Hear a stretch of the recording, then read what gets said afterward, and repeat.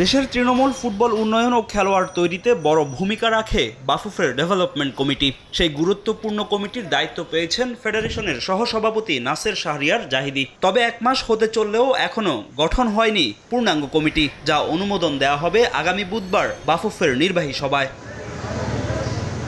Development কমিটির দায়িত্ব নিয়ে মাঠ সংকট সহ পাহাড় সম চ্যালেঞ্জের সামনে নাসের শাহরিয়ার জাহিদি। তবে তার সামনে প্রত্যাশা পূরণে শতভাগ দিতে চান এই ক্রীড়া সংগঠক। পূর্ণাঙ্গ কমিটি গঠন না হলেও এরই মধ্যে সাজাতে শুরু করেছেন কর্মপরিকল্পনা। ফেডারেশনের সঙ্গে সম্পৃক্ত করতে চান বেসরকারি একাডেমিগুলোকে।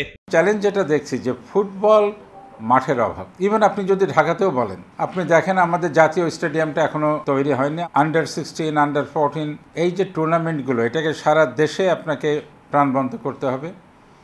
ইন্টার স্কুল ফুটবলকে আপনার এগিয়ে নিতে হবে, because that is a breeding ground. আমরা বিকেএসপির সাথে কথা বলছি এবং অন্যান্য যারা ফুটবল একাডেমি লাইক আমাদের শামসুল হুদা একাডেমি যশোর, তাদের সাথেও কথাবার্তা হচ্ছে যাতে তাদের প্রেমিসেসগুলোকে আমরা আরও ইফেক্টিভলি যেন ফুটবলের জন্য কাজে লাগাতে পারি। প্রায় এক যুগ আগে সিলেটে ফিফার অর্থায়নে তৈরি হয়েছিল ফুটবল একাডেমি। তবে হঠাৎই বন্ধ হয়ে যায় $7.5 লাখ নির্মিত বিকেএসপির সেই একাডেমি, যা আবারও চালু করার কথা জানান বাফুফের ডেভেলপমেন্ট কমিটির চেয়ারম্যান, যার জন্য ফিফা ও সরকারের কাছে চাওয়া হবে অর্থ সাহায্য।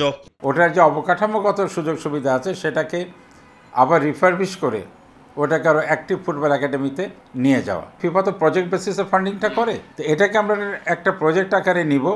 শুধু ফিফা নয়, আমরা ফিফার কাছেও যাব, আমরা সরকারের কাছেও যাব, এবং অন্তত ওটার জন্য আমরা এটাকে অ্যাক্টিভেট করার জন্য উভয় দিক থেকে আমরা সাপোর্টটা নেওয়ার চেষ্টা করব। ক্রীড়া সাংবাদিকদের সংগঠন বাংলাদেশ স্পোর্টস প্রেস অ্যাসোসিয়েশন ঘুরে দেখেন বাফুফের সহসভাপতি। এ সময় দেশের ফুটবল উন্নয়নে সাংবাদিকদের গঠনমূলক সমালোচনা করার পরামর্শ দেন তিনি। ফাহিম ইসলাম, সময় সংবাদ, ঢাকা।